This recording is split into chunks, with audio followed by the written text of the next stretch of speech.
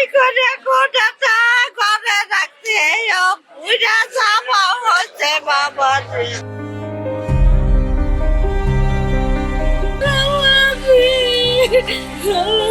চারকুলে তার কেউ নেই। একার পেট চালাতে পুরান ঢাকার লালবাগে একটি প্লাস্টিক কারখানায় কাজ করেন তিনি। হঠাৎ শুনতে পান আগুন লেগেছে। তখনই দৌড়ে এসে চোখের সামনে দেখতে পান দাউ দাউ করে জ্বলছে তার ছোট্ট ঘর, সঙ্গে সারা জীবনের সঞ্চয়।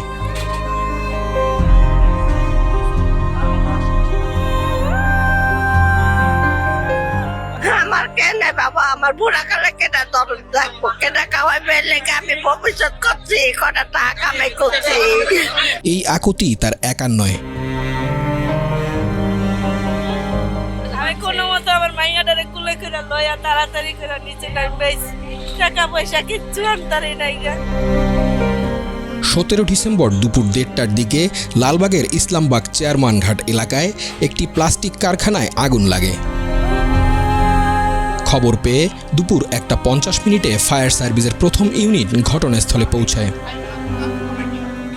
সিলিন্ডার থেকে লাগলো না বিদ্যুৎ থেকে লাগলো এটা বলা মুশকিল। যদি বলেন যে কয়টা বাড়ি পুড়ে গেছে, তা মিনিমাম আপনি তো 15 থেকে 20টা ধরতেই হবে। এটা আমি আর কি বলতেছি সর্বনিম্ন কথা। পরিস্থিতি নিয়ন্ত্রণে একে একে পৌঁছায় আরও 10টি ইউনিট। এরপর প্রায় 3.5 ঘন্টার চেষ্টায় বিকেল 4টার দিকে নিয়ন্ত্রণে আসে এই আগুন।